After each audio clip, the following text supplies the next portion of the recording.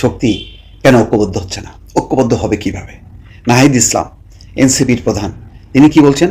চাঁদাবাজ আর মুজিববাদের নতুন পাহারাদার বিএনপি।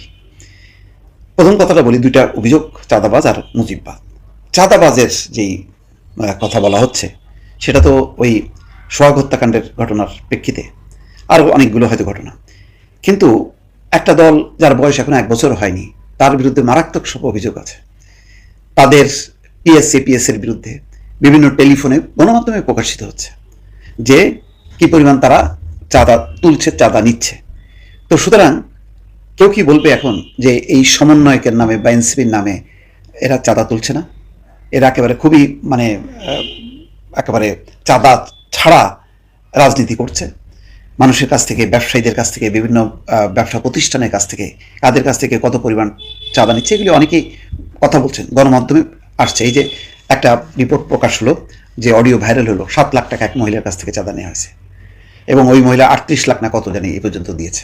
কেন দিচ্ছে, কেন নেওয়া হচ্ছে, সেই ঘটনাগুলো আসছে কিভাবে? আরও অনেক 1 কোটি 1.5 কোটি থেকে শুরু করে 100-100 কোটি টাকা পর্যন্ত অভিযোগগুলো কিন্তু আসছে, গণমাধ্যমেই সেগুলি প্রকাশিত হচ্ছে। এখন দেখেন যে সেই অভিযোগটা তারা আনছে কখন? যখন একটা বড় ঘটনা ঘটে গেল মিটফোর্ডে, যেখানে চাঁদাবাজ, সন্ত্রাস, নৈরাজ্যের বিরুদ্ধে সারা দেশব্যাপী বিভিন্ন দল সংগঠনের বিরুদ্ধে অভিযোগ তোলপাড় হচ্ছে, তখন ঐক্যবদ্ধ থাকার কথা, সেখানে এই অভিযোগ তুলল। আর একটা অভিযোগ হচ্ছে মুজিববাদের সংবিধান বাংলাদেশকে এগোতে দেয়নি। সেই মুজিববাদী সংবিধান, 72-এর সংবিধান এখনো টিকে রাখতে হচ্ছে। মুজিববাদী 72-এর সংবিধান না, এটা স্বাধীনতা পরবর্তী প্রথম সংবিধান, যেটা মুক্তিযোদ্ধার স্বাধীনতাকে লালন করে। এই সংবিধান কাটাছেঁড়া হচ্ছে, আরও পরিবর্তন করে, সংশোধন করে আরও যুগোপযোগী করার কথা বলা হচ্ছে। এই সংবিধান কাটাছেঁড়া করে যেমন একদলীয় শাসন, আবার এই সংবিধানের মধ্য দিয়ে আবার বহুদলীয় শাসন এসছে। তো এটা একটা বেসিক কোশ্চেন, যে স্বাধীনতা উত্তর একটা সংবিধান যেটা দেশের মুক্তিযুদ্ধ স্বাধীনতাকে প্রতিনিধিত্ব করে, সেই সংবিধানটাকে কি একেবারেই বাদ দেওয়া উচিত কি উচিত না? এতে কারা বেনিফিশিয়ারি হয়? এটা রাজনৈতিক বিতর্ক। কিন্তু বিএনপি কোনো সংস্কার চায় না, বিএনপি কোনো পরিবর্তন চায় না, এমন কথা যদি বলা হয়, তাহলে তো বিএনপির সঙ্গে এই দূরত্বটা শুধু দলের সাথে দূরত্ব না, একেবারে ফ্যাসিবাদ বিরোধী যে ঐক্য, সেই ঐক্যটা কিন্তু তছনছ হয়ে যায়। যেখানে যারা নেতৃত্ব দিল জুলাই গণঅভ্যুত্থানে, তারা অভিভাবকের দায়িত্ব পালন করা উচিত, তাদের রাজনৈতিক দল করার কথা না। 5ই আগস্টের আগে নতুন রাজনৈতিক দল হবে এমন চিন্তা চেতনা কেউ করেনি, তারা করেছেন। কিন্তু যদি না করতেন তাহলে কি হতো? আজকের সব রাজনৈতিক দলগুলোকে তারা ঐক্যবদ্ধ করতে পারতেন, সব রাজনৈতিক দলগুলোকে চাপ দিতে পারতেন, বলতে পারতেন যে এটা করেন, ওটা করেন। কিন্তু তারা নিজেরাই একটা পার্টি, একটা পজিশন যখন নিয়ে নেয়, তখন তারাও একটা পক্ষ হয়ে যায়। তখন আর এমন কেউ থাকে না যারা সবাইকে ঐক্যবদ্ধ করবে ফ্যাসিবাদ বিরোধী যে লড়াই সংগ্রামে যারা ছিল তাদেরকে। আজকে সেই একটা ভুল আমি ব্যক্তিগতভাবে মনে করি, ওই একটা ভুল কিন্তু ঐতিহাসিক ভুল তারা করেছে। করার পরেও যদি তারা ঐক্য রক্ষা করার জন্য এমন বক্তব্যগুলি তারা দিতেন, তাহলে কিন্তু এটা ভালো হতো।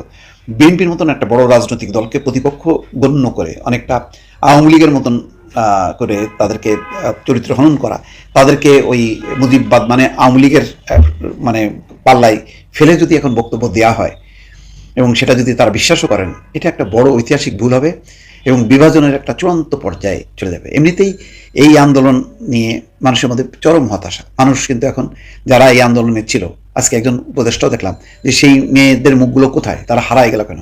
হারায় গেল কোনো হতাশা। শিক্ষার্থীরা ফিরে গেছে ক্লাসরুমে বা ঘরে চলে গেছে, তারা কিন্তু নাই।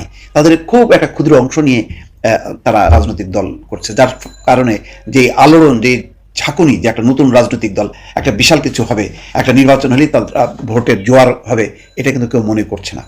এই বাস্তবতাটা মাথায় নিয়ে যদি তারা রাজনীতিটা করতেন, তাহলে ধীরে ধীরে এগোতেন এবং জাতীয় ঐক্যের বিষয়টা তারা যদি ধারণ করতেন, লালন করতেন, তাহলে বক্তব্য সেইভাবে দিত তারা, এবং বিভাজনটা তৈরি হতো না। কিন্তু এখন যেদিকে যাচ্ছে তাতে দ্বন্দ্ব, বিভাদ, সংঘাত, সেই রাস্তাটাই কিন্তু আরও ত্বরান্বিত হচ্ছে। দর্শক ভালো থাকবেন, আল্লাহ হাফেজ।